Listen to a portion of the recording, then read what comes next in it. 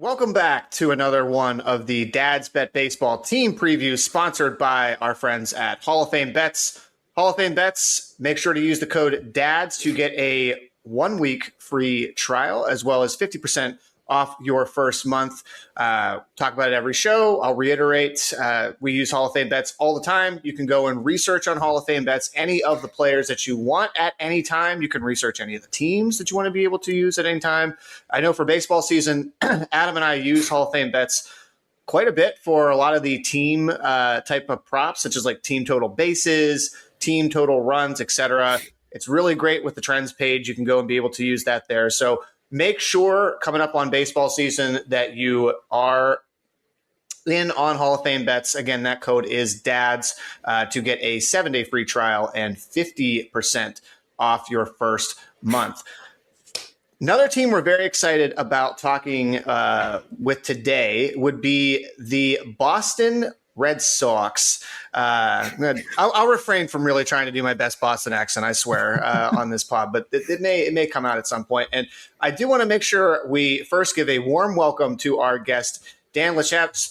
Dan, welcome to the show. We are happy to have you here to talk a little bit of some Sox. Yeah, appreciate it, fellas. I'm interested to see how this is going to go because you guys, I'm a Red Sox fan. I mean, I'm a diehard. I basically lived here my entire life, so I love them. Don't love the ownership group, but love them as a team. I'm a little bit lower on them than you guys are from what it sounds like. So this could make an interesting. This is good. We need the pushback. We need it to keep us honest. The contrarian people on the show. I mean, I think what was it? We had the last two teams we were super high on, and we had this pod. We had the Orioles, and Mal was like, I'm not as high on this team. And then we had the White Sox, and Sammy was like, yeah, I like this team, but I think you guys need to like cool down a little bit. Yeah. So, like, great. Like, I'm glad you got the opener, but otherwise, what are you doing? Yes. Also, by the way, anybody that is actually watching this, you will notice I am wearing a Yankee hat. I said this to Dan in the studio before we started. That is not by choice. My wife is a diehard Yankee fan. I actually had Red Sox gear ready for this show, and then I was told, what the fuck are you doing? Put on your Yankee hat right now. So just wanted to point that out, as you still have to always listen to your wife, even though you may try to support your friends that are joining the podcast. But let's go into what this team did last year. I don't know if it would be fair to say that they came out of nowhere, because they did do some big spending in the offseason. They had a big acquisition, obviously, with Alex Bregman. They ended up at 89 wins. Their Pythag was 92. So this team should have been slightly better than they finished. But this is a weird offseason, I think, to put it lightly, for the Red Sox. So let's first talk about who's coming in to this team. You've got Sonny Gray, somebody that Adam and I like quite a bit, talk about a lot on this show, hopefully future friend of the pod. You also have Wilson Contreras, also from the Cardinals. So it's like we're, I guess, turning into Cardinals East, Cardinals Massachusetts. The teams they played in the World Series that's what they're trying to do. Yes, old friend Chaim Bloom wants to give back the entire roster. That's exactly right. That's totally what I was thinking. Yeah. Johan Oviedo, also in a trade with the Pirates, comes over. And then as far as signings go, they did bring in Adam's good buddy, Ranger Suarez from the Phillies, a move that I liked a lot for this team and is going to, I think, help this rotation big time coming into this season. So as far as additions go, I liked a lot of the moves that they were able to bring in the offseason, but they did lose quite a bit of folks out of this team as well. So you've got Alex Bregman, went to the Cubs. That was a big loss. I know that they were pushing hard to bring him back, was a great clubhouse guy last year, was just absolutely on fire the first couple of months before he got hurt. Wasn't the same player after. I'm sure we'll get into that. Richard Fitz, Sia, Brandon Clark, Hunter Dobbins, Steven Matz, Jordan Hicks, and Dustin May, also all not on this team coming into this year. So Bregman obviously was the big loss. They, as they added pitching, they also did get rid of quite a few different depth pieces there coming into this season. So, Dan, I'm going to start with you. Sure. A lot of change, a lot of turnover on this team. This ownership is a very weird ownership that doesn't seem to want to spend money. I should probably point out that Rafael Devers is no longer on this team. I know that happened in season, but He did start last season with the team, no longer on the team, in a trade that the ownership had said, look at all this money we're going to have to spend in the offseason. And then they used just maybe, 20% of it to bring in Ranger Suarez. And there's still a lot of that cash sitting around. So what was the thing that you remember most, though, about this team in 2025, Dan? I mean, the thing that was obvious, I mean, the biggest storyline was the Devers stuff. I mean, again, was he, where was he going to be when they brought in Bregman? Was he going to be third base? Was he going to be first base? Was he going to be the DH?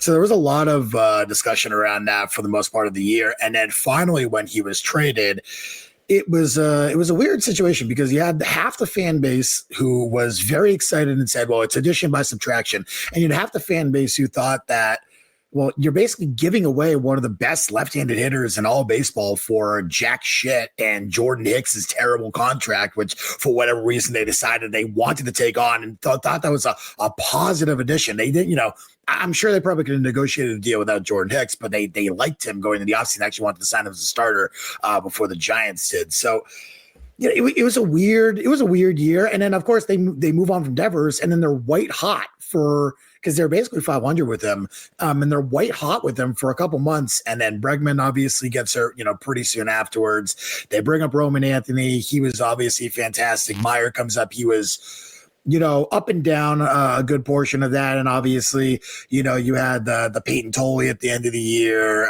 Conley Early at the end of the year. So you saw, a couple of these young pitchers.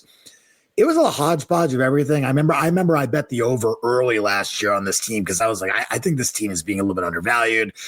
Did end up betting some division and a lot to make the playoffs as well. So did pretty well on the team overall. I'd say the biggest obviously storyline was the Devers stuff. And to be quite frank with you guys, I'm not really sure that it's ever really ended because they didn't, and again, just to kind of go ahead, they don't bring back Bregman. And then they spend a little bit of the money, I guess, on Ranger Suarez, but the long-term committed money isn't there. They never spent it, even though they said they were going to. So there's just a lot of it's like a cloud hanging over the fan base, I guess, about the team with, the Rafael Devers stuff. And now a lot of people who were so all for moving on from Devers are like, well, what the hell? You didn't reinvest the money. And it's like, well, we've told you so, man. We told you this is going to happen. Ownership doesn't spend. So it's kind of an interesting predicament and really has been ongoing since the deal.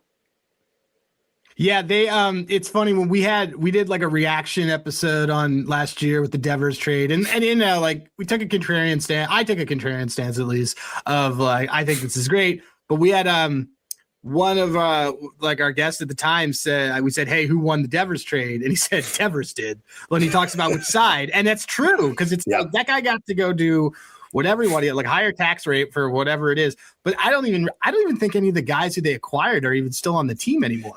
They got rid of everyone, dude. The point that I remember that they were trying to sell when they got back from Devers was Jordan Hicks is going to be he will be the closer of this team. Like, look at the amazing stuff that Hicks has. I remember that was like a selling point of watch out. Our bullpen just got way better. And I think they came from a position of power because of the prospect pool that they had been accumulating over the last several years. So the Roman Anthony stuff, he was the number one prospect coming in to the season last year as far as the MLB top 100. Roman Anthony kind of saved ownership because that was right when his ascent began, whenever Devers got traded. And people just kind of forgot about the Devers stuff, at least for the next 6 to 8 weeks, because like you said, Dan, they got white hot. And a lot of that was just because Anthony's a dude. And so it just made people sort of put Devers in the back of their minds. If he doesn't come up and have such a hot start, I think that lingers a lot more with this team. I don't know if they necessarily do get to 89 wins. Yeah, I think that's an extremely fair and reasonable take to kind of have on the situation. Again, I was actually, the one piece that I was actually even remotely excited for they got back was Tibbs. I really like Tibbs, and they fucking traded him for Dustin May. The deadline. And Dustin May was arguably one of the worst starters in the entire major leagues the second half of the season. He was right up there, with, what you're seeing Alek Manoah do right now for the Angels in spring training, just fucking beach balls up there. And And, so it was, I mean, that's been brutal. And then obviously, they were excited about Kyle Harrison and they fucking traded him for Caleb Durleman. And, Harrison, again, we have no idea what Harrison's going to be. He's 26 or whatever, 25, 26 now. But the Brewers have this history of, turning around prospect, Quinn Priester, gonna say right? I can totally see him coming back. I'm already worried about Brandon Sproat. I'm telling you. Absolutely. Yeah, the Sproat thing. So they already turned him around. And I don't know if you guys watched him, but his first start, I mean, his stuff looked pretty nasty in the spring training start. I was like, oh my God, here we go again. Like I put it out like 20 minutes ago. I just said he's part of a list. CJ always likes it when I pimp the site, but there is there are pitchers who have faced 25 who faced at least 25 batters, have a swing strike rate over 12 and have a K minus BB over 20%. And there's some names on there you recognize. It's like Kevin Gausman, like Cole Reagans, Trevor Rogers, and then Kyle Harrison is like right there in there. Yeah. You know who else is on there? Dickie Fitz is on there too. That's my guy. So it's just like you want to talk about like all these former Red Sox. It's just sort of, I totally get it. Yeah, and of course, moving on from my guy Dick Fitz. I mean, the best name in baseball, and of course, you trade him to High and Bloom, who I mean, none of us around here, I mean, there's a very small percentage of Red Sox fans who feel positively about the High and Bloom experience and what happened in Boston, and so, that moving that guy on over, and then basically trading for half the Cardinals team. I mean, trading for Sonny Gray, who. I like him as a pitcher. I'm a little concerned, and I understand why they liked him and why they brought him in. Obviously, the fly ball ratios fit very well in Fenway. He's struggled in basically every single AL East park that there is so far, so that's a little concerning for me. But I did like the deal, and obviously bringing Contreras, and then they bring in Johan Oviedo, who's a former Cardinal. So it's like, right. I mean, they're basically just mowing down the entire St. Louis roster, and they almost brought in Brendan Donovan too. That was a pretty strongly rumored deal before he was dealt to Seattle. So, I mean, it's been a very strange offseason. It's been like, what can Craig Breslow basically get one over on anyone who isn't, High and Bloom, and High and Bloom obviously knows the Red Sox organization better than anyone else. So Breslow has his guys and Bloom has his guys. So that's the only reason they're able to make deals. Other than that, I mean, it's been pretty terrible. The Caleb Durbin deal, I'm a big Durbin fan, but like, he didn't exactly steal Durbin from the Brewers in that deal. There's a lot of guys involved on that one. Yeah. So I mean, it's been a really interesting, I'd say, like year and an off season, I'd say, whatever, year and a quarter, whatever it's been of the Craig Breslow Red Sox experience. So I'm excited for the season.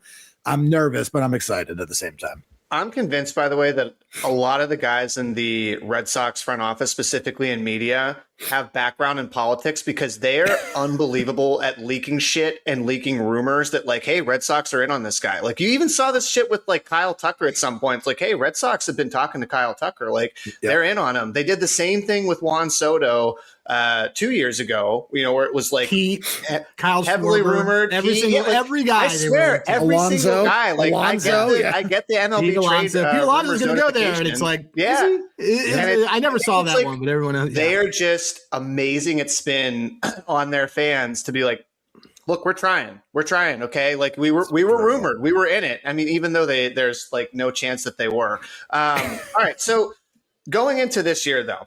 All right. So this team is, I think roster construction wise, if I'm looking at from a lineup perspective, I really like a lot of the guys in this lineup, assuming that we get a fully healthy season from Anthony. At some point, for people forget, you're going to get Tristan Casas back. I don't know what you do with him. Well, I don't know. Well, I don't know. Maybe. I do want to get Dan's take on that. Like, I mean, because I completely forgot that his injury was like his patella, and then I dug into it. I'm like, he basically had like a football injury, like on the field. Yeah. And is he coming back? Like, really? I mean, I think it's a good question. Like, even if he does come back, what can you like actually expect from him at this point? The way, I mean, he's rubbed a lot of guys like the wrong way in here, and obviously just there's a lot of concern when it comes to Casas, I think, around the team and just in general. So I don't feel great about Casas at all. I even if he does contribute, I'm not expecting anything. So basically, I've kind of removed him from my equation totally.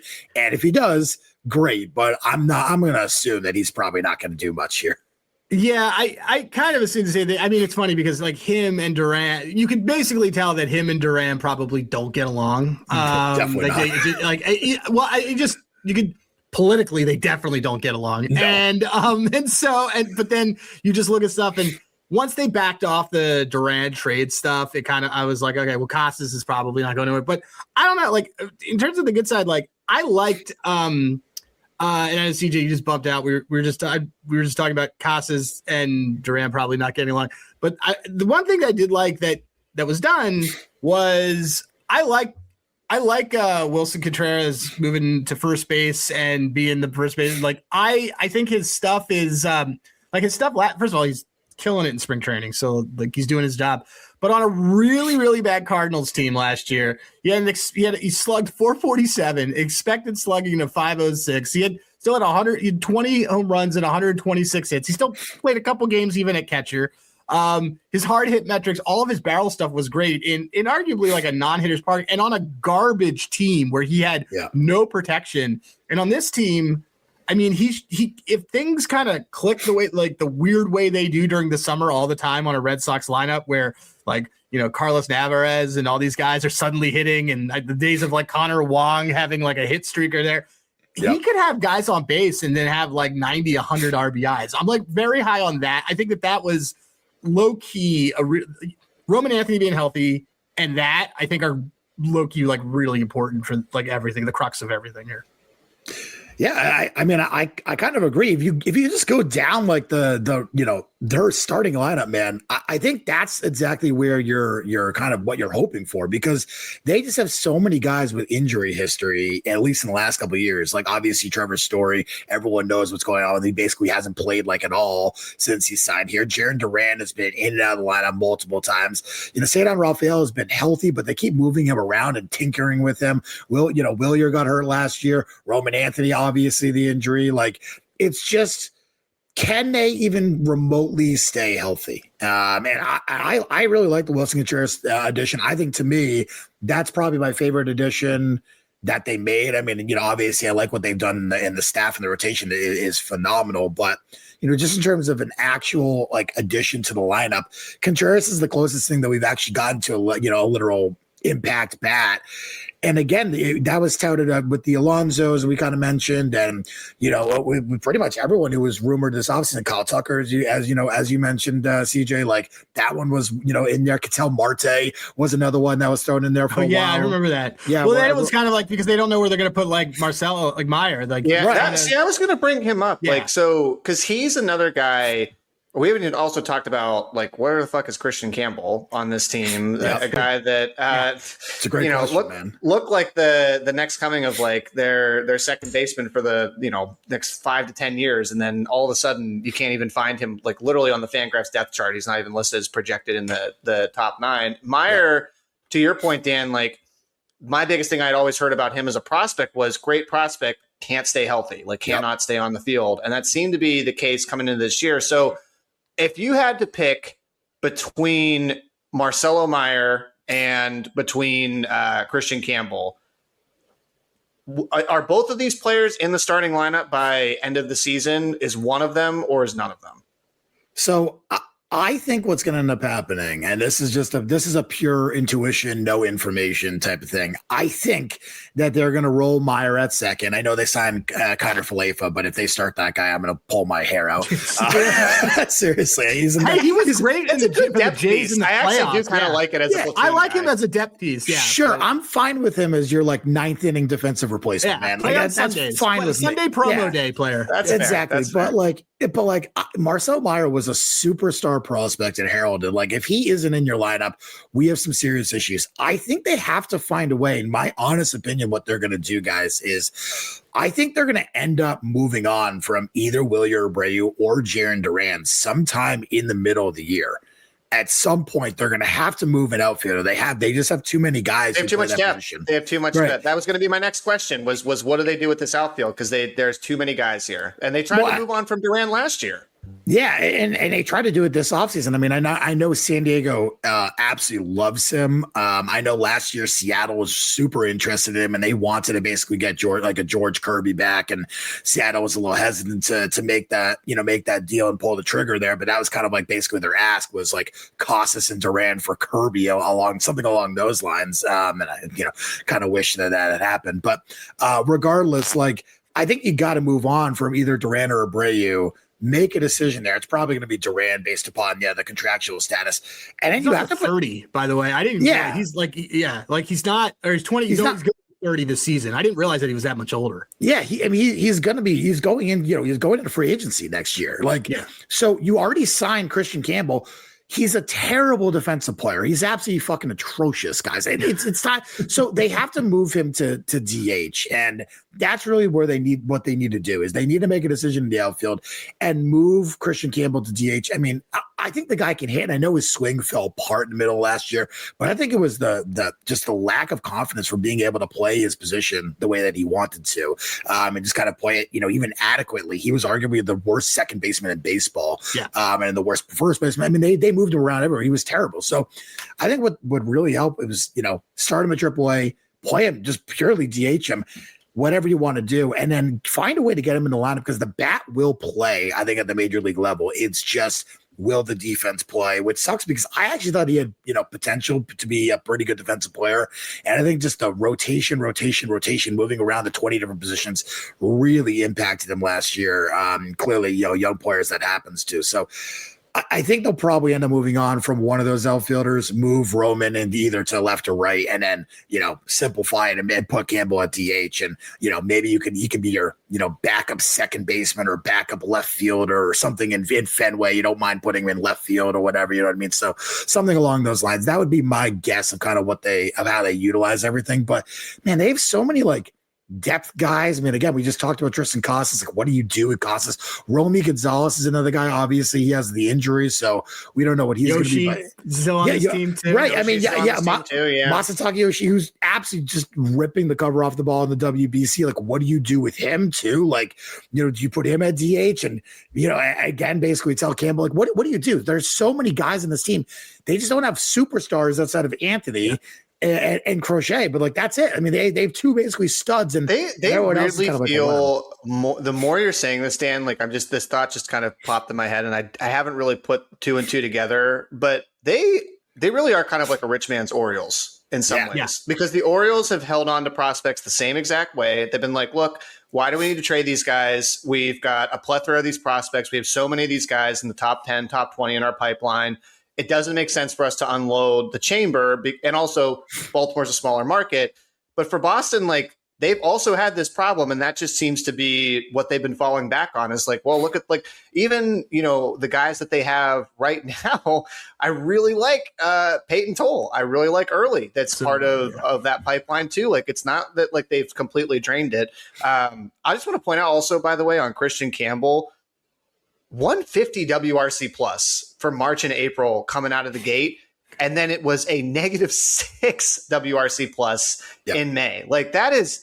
That's wild. Nearly impossible. Statistically almost impossible. Unreal how bad he got after how good he was that first month of the season. So he's just such a puzzling player to me from a hitting standpoint. Cause the mechanics and everything, I can totally see it. And it's weird to see rookies come out that hot and play for that long of a stretch, even for a month, and then just fall off a cliff like he did and never really regain it. But so let me go back into what I just had mentioned on a couple of the prospects. One of these dudes, Adam, is absolutely in love with. We talk about this segment where there's CJ's dudes. There's also Adam's dudes that Adam also has baseball man crushes on.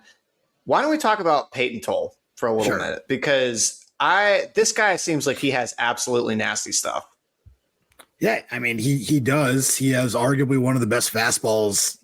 I'd probably put him at a top 20-ish fastball potentially in the major leagues right now. That might be a little bit high, but the fastball plays really, really well. It's the development of the secondaries that's going to be, key for him this year. And we saw what he could do, obviously, in the postseason and later in the year last year.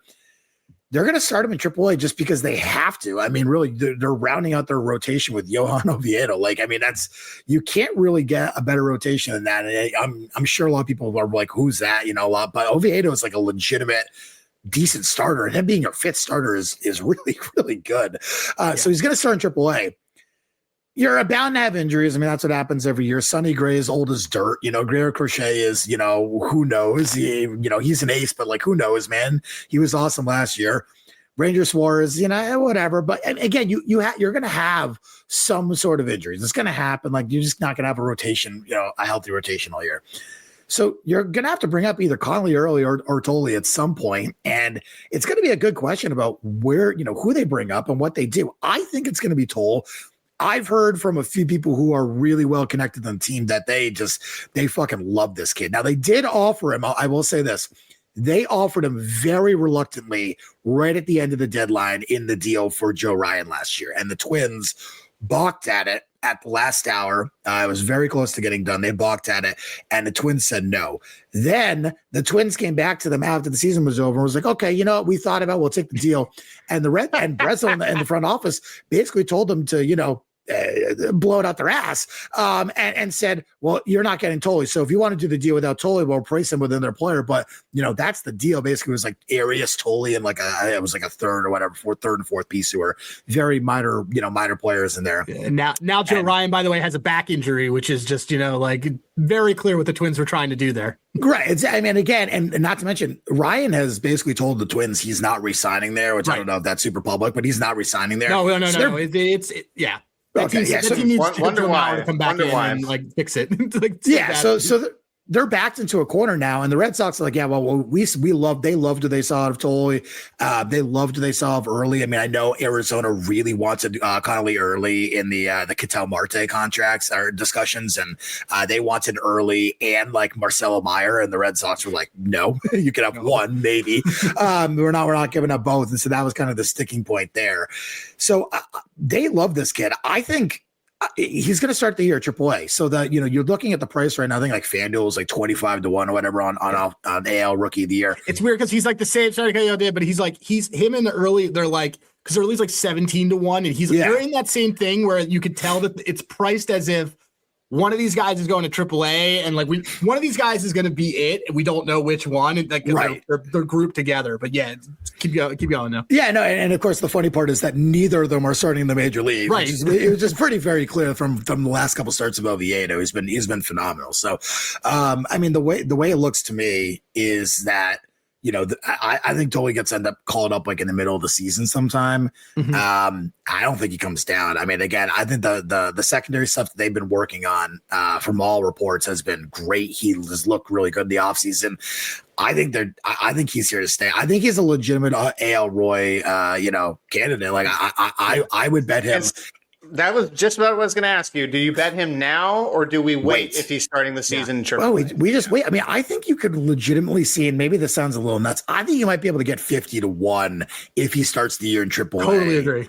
That market fluctuates like crazy, and they have no idea. Yeah, 100%. Again, it's such a hard market to kind of be, to predict, because you never know who's going to start. Like, the Connor Griffin rumor, they have there's all rumors, like the McGonigal rumors, like who knows who's actually going to start. But the reality Griffin hit 2 home runs in a spring training game, and his odds went from like, it was like 9-1 to like 2-1. Yeah, to 2-1. Which by the way, just reminding everyone, Christian Campbell, the first 2 weeks of the season last year was -120 to win Rookie of the Year because of everything. So and again, like I gladly lay the 2-1 on or 1-2 on Connor Griffin to win that award, gladly, if anyone wants to book that, by the way. But just throwing that out there for any listeners. But the reality is, like, totally 50-1 is got to be a bet when he heads to officially the AAA and they start the year, and we're like 2 or 3 weeks in the year, and all of a sudden you probably have like 1 or 2 guys popping off, McGonigal, whatever it is, early on in the year, and you just have he just tumbles down the list. I mean, it feels like a great classic spot to get him in, and he's going to have to come up. You don't want him to come up too late, so it's going to have to be like late May, early June. But I think that there is enough there in terms of the stuff that they've worked on the secondaries this offseason.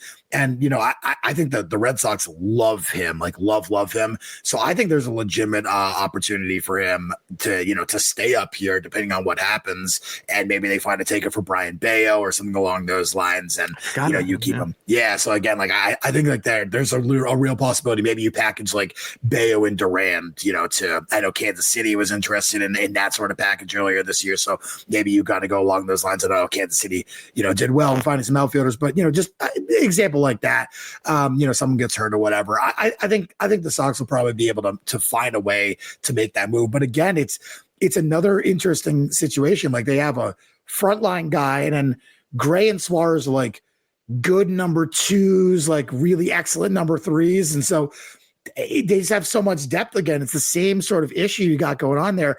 Can you actually get playing time for Tolle? And I think the answer is he's going to force them to. So I think they end up making a move and getting him up there at some point.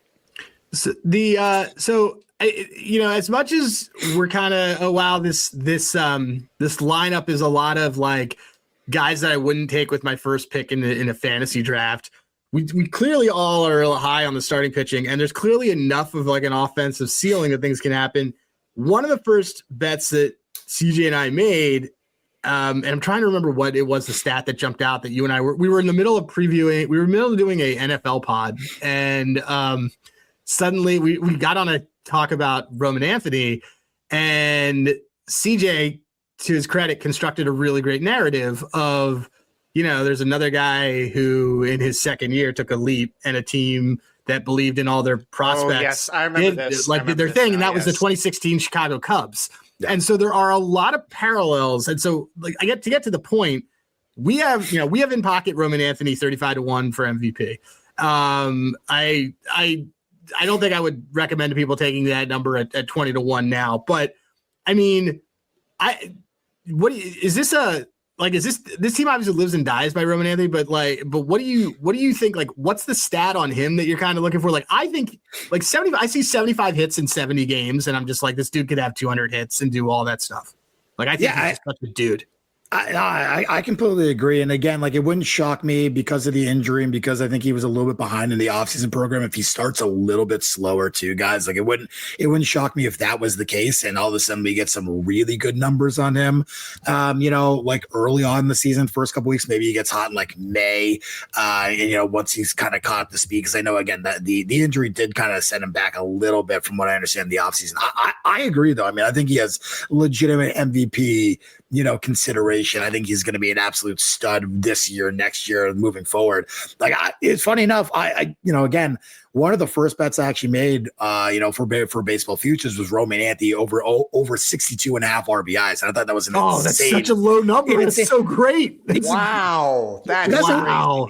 But you know what it is right now? I looked on Caesars today because I wanted to check it. It's 68 and a half. Like, it hasn't moved in an absurd amount. Like 68 and a half to me is still like a easy bet to make. I mean, maybe I'm being a little delirious there, but no, he's leading off, but it still works if you can get, if you get those bottom of the order guys in there. Like 60's low. Yeah. And it's again, really like low. He's leading off right now, knowing Cora and the way that they've been playing and they've adjusted the lines the last couple of years. Like, they love to use Duran in that leadoff spot. I would not be shocked if, Anthony or Duran has a little bit of a slump and all of a sudden we see a little flip flop and it absolutely just, that helped Duran last year when they moved him out of the leadoff, because 2 years ago he crushed in that leadoff. It was awesome. And then when he didn't really tick it up, and then August they moved him to 2 and 3, and he like kind of caught it.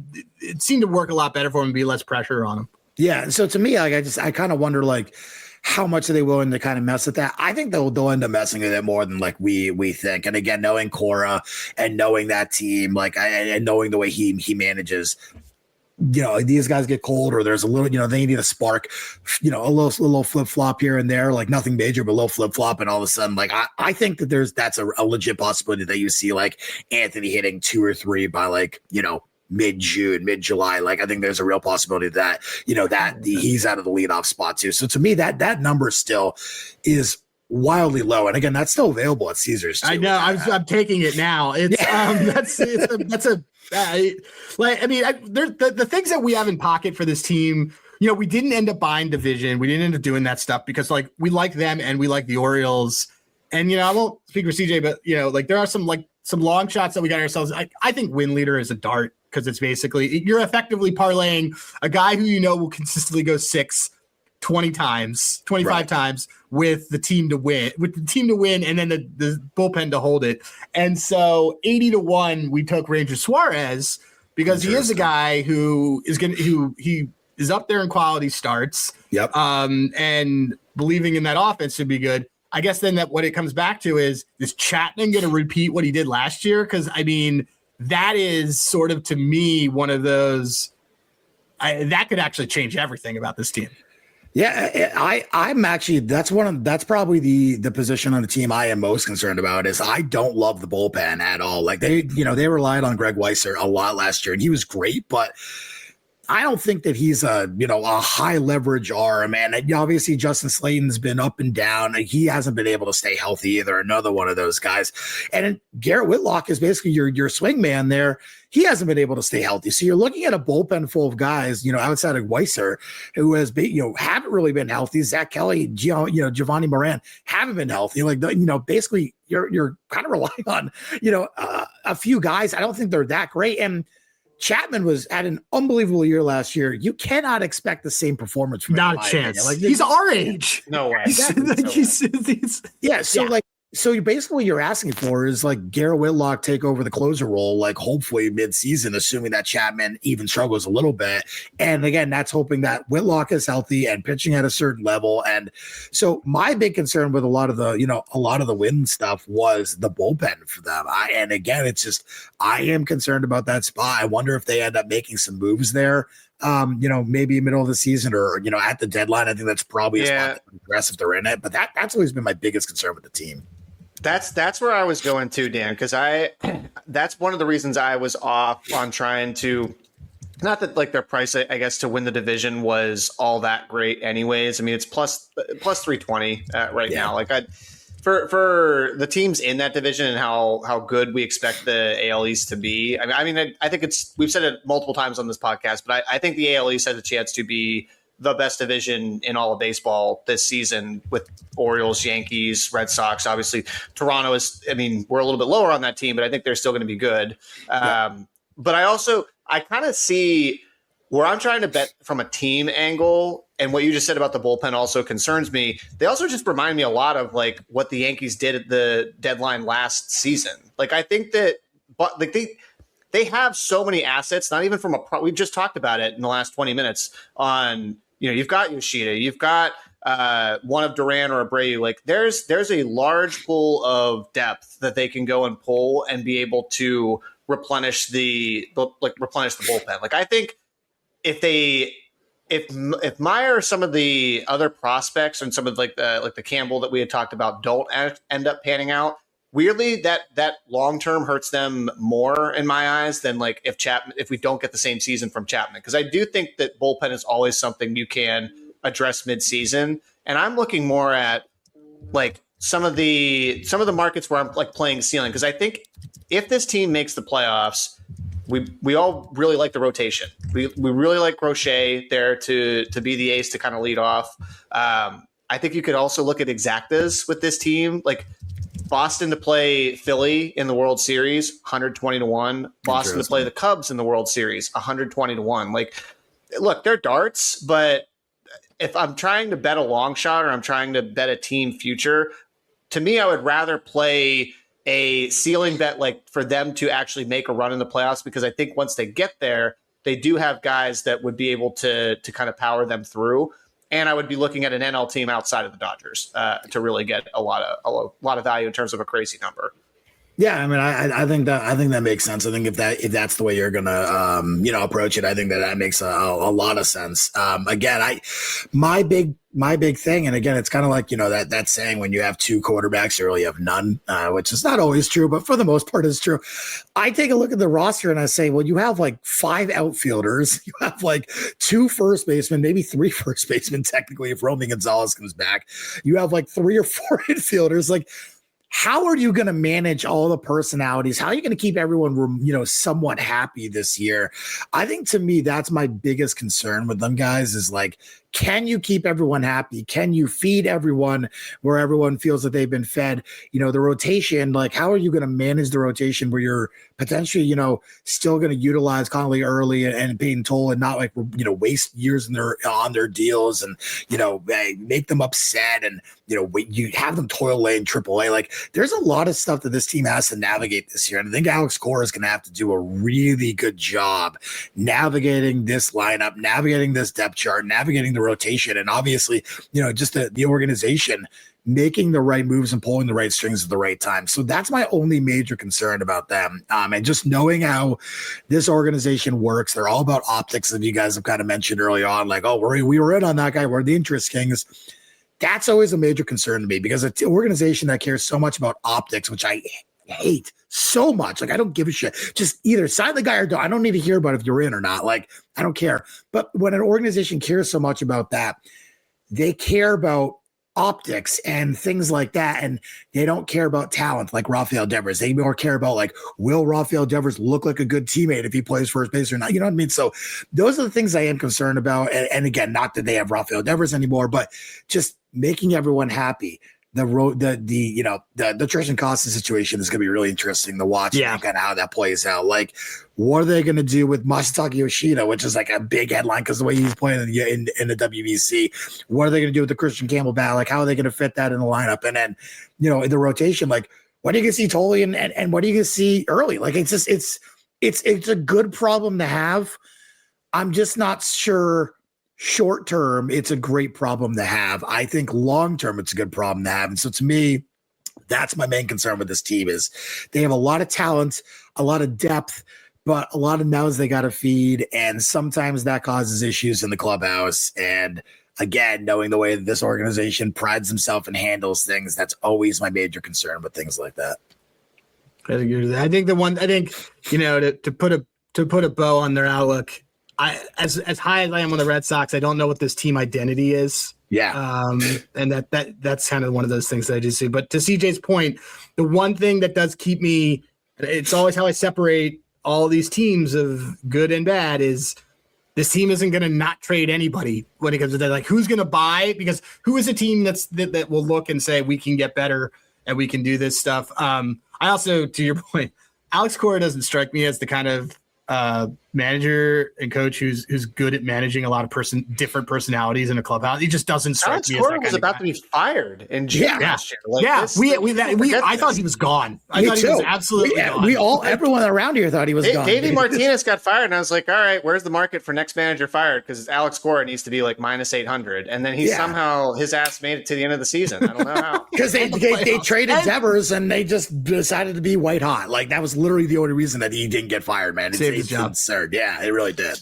CJ, how do you want to bring it down? You got any play? Do you have some other player futures you want to kind of say about? Yeah, I was going to say, Dan. I mean, is there any other guys that we have not talked about? I mean, we hit on Anthony, we hit on Tolle for the rookie of the year, possibly, or just kind of having that, like, waiting to fire on that. Any other players? I know for me personally, I'm waiting to see when Wilyer Abreu home run bans opens back up as a market.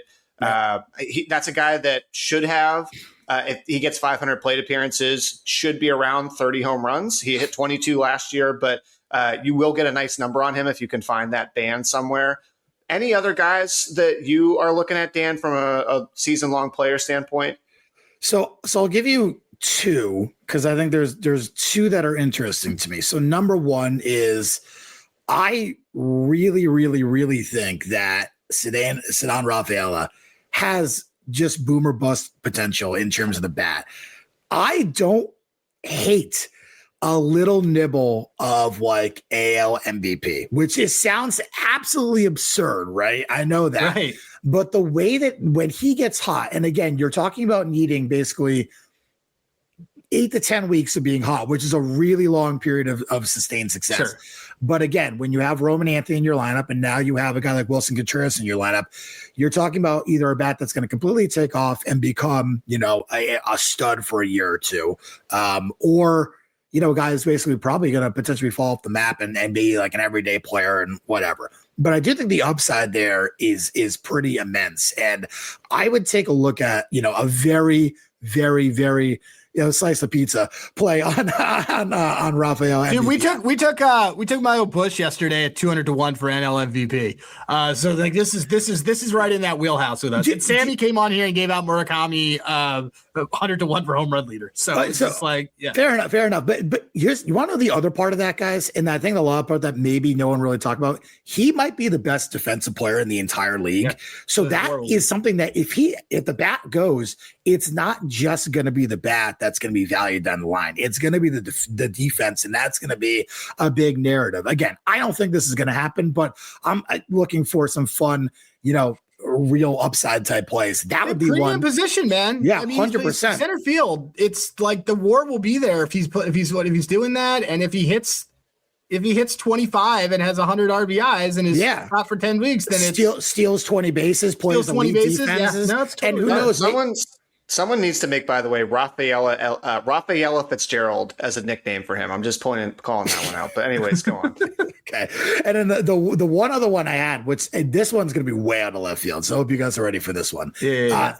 This ain't going to happen, but great start. We're off to a great start. Great start. If and when, because I have not seen it, if and when Carlos Narvaez props become available, I'm taking overs on everything. I've heard a lot of stuff out of the team this winter. The stuff I've consistently heard over and over and over and over again has been Tolle. His secondaries have been phenomenal, and Carlos Narvaez looks like he could take the next step to being a stud at catcher. Now, I don't know if you want to go there, but I do think there is a legitimate possibility that is another storyline for this team where you have a potential Abreu, as you kind of mentioned, CJ, a Rafaela or Narvaez kind of takes that. Even Caleb Durbin, I guess you could kind of put on the list. I don't think the upside is near close there, but one of those guys. That's a glue guy. That's He's a great 6-7 hitter. Exactly what he is. But I think one of those three guys really, explodes onto the scene along with Roman Anthony, and all of a sudden you're looking at, not Manny Poppy again, but you're looking at, something good, at least something good and young that we haven't seen in Boston, and probably since that era. And so I do think that that's a real possibility, is a couple of those guys. And I think if I had to make a bet on it, it would be Rafaela or Narvaez, basically from everything I've heard. The stuff I've heard coming out, especially on Narvaez, has been like phenomenal. So that's awesome. Especially as a catcher, the framing has been, he obviously had the framing issues. The midseason stuff, I don't remember if you guys remember that, but he had whatever. He basically lost the game on framing issues. Yeah. And so I do think that he, and the bat I think is going to be better. So I'm really interested to see what those two guys do in terms of development, especially. But long shots for me, Rafael, I would get, if you find Narvaez overs, which again, I haven't seen anything anywhere, not shockingly, but I do think eventually those could be pretty valuable if they're out there anywhere, somewhere midseason, whatever or whatnot.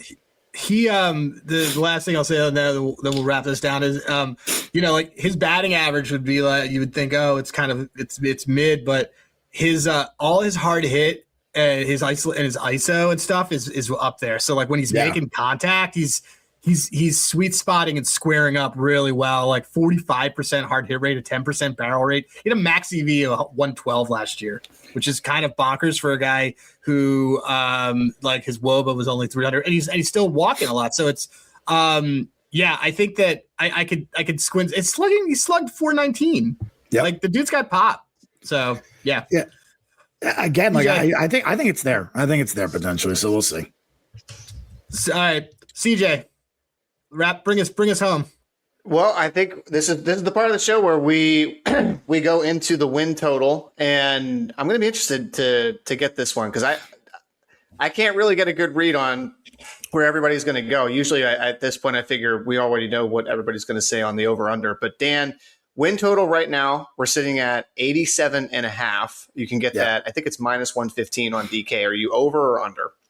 I'm under. I think this team is probably just slightly under. Again, I think a lot of the moving parts to me this year are going to be a big issue for this team. I think they'll be good, not great. And I think that maybe in the next 2 to 3 years they have the potential to take that next leap to great. But I think they're probably good. I think that the number is really fair. I probably wouldn't make a bet on either way. But if you had to make me choose, I'm probably slightly under on the team. But if they got 90 wins, I wouldn't be shocked. I just think that they're probably slightly under that 87, 88 area. I think they're probably more like 84, 85, 86. Berg? Yeah, I'm going to cop out and say, because it's the AL East, that I got to take an under, because it's just there's 4 teams that could have 84 or 80, between 84 and 88 wins in that division. And so, I mean, yes, it sounds like a cop-out. If they played anywhere else, they played in the NL Central, I would have them for 90 wins. They played anywhere else, but the division they play in, I'd probably put them at 88 wins. Is the thing, as the ceiling there. I mean, I like this team last year, and they only had 89. They only had 89 wins. So so that's where I'm at for that one.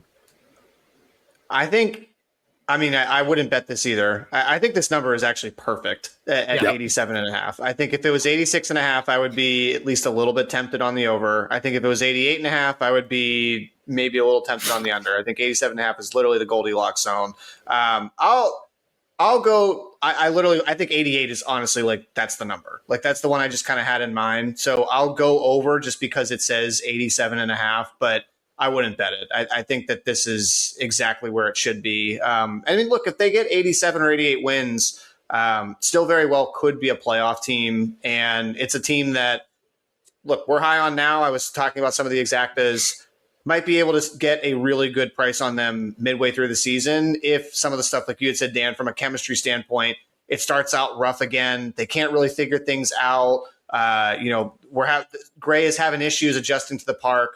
There's a lot of narratives where you could kind of wait to buy more into this team, even though, again, I think that they are well constructed if they make the playoffs to be able to make a run if they have all their guys healthy and ready to go. But that's going to basically do it here for the Red Sox. We riffed for a good 50 minutes on this one. So, Dan, home game. That's why it's a home game for us. Right. That's right. We got both the Boston guys here. I forget. That's right. Dan, where can we find you? Yeah, you can find me on Twitter at Dan Lifshatz. I'm in the middle of moving right now, guys. As I said, meant to mention 4 million boxes around me. I have baby crap everywhere. It's crazy. It's crazy in my house right now. So we're moving. So you can find me on Twitter at Dan Lifshatz. You can also find me on the Boston Handicappers Network podcast. We'll be resuming in the next week or so. I took a little break as I started packing the old place. Been here 9 years, dude. Too long. So we're going to resuming next week, and we'll be doing some March Madness stuff, and then probably getting into some World Cup stuff as well in the next couple weeks too. But that will be finally when I'm out of this godforsaken snowy state. So. Not a bad time to move, though. Honestly, in terms of the betting cycle, this is the time of the year where you can sort of take a little bit of a break. I feel like coming off the Super Bowl, we're in between before March Madness, and then you start to really pick things back up again. It's so hard to utilize any of the legals here too. They cut you off so quick these days. So it's it doesn't matter. It was so fast. It was just. Yeah, I had to ask CJ this morning. I'm like, 2 days ago, can you get this in on MGM? And he's like, first of all, no. Yeah. Second of all, what? It's I know that was a Luzardo Cy Young bet, and I went to put in. I think it was $30 and finding a better number, so it was fine. Yeah, you want $1.20 on that? Oh God, it's obnoxious. It's terrible. It's brutal, man. It's brutal. All right. Well, again. Thank you guys for listening. Just one more shout out to our sponsor, Hall of Fame Bets. Again, that is the code DADS to get a 1 week free trial, 50% off your first month. Hall of Fame Bets, where you can do all of your research Want to thank Dan again for joining the show. We will absolutely have to have you come back on later to talk a little bit of Sox and some ball this season. But that's going to wrap it up for another one of our team previews. We have, I think, only like 5 or 6 more of these to go. We are really chugging along. We're doing it. Spencer's doing a good job keeping us on schedule. So we will keep at it. We've got a few more that we're recording this weekend, and make sure to keep tuning in.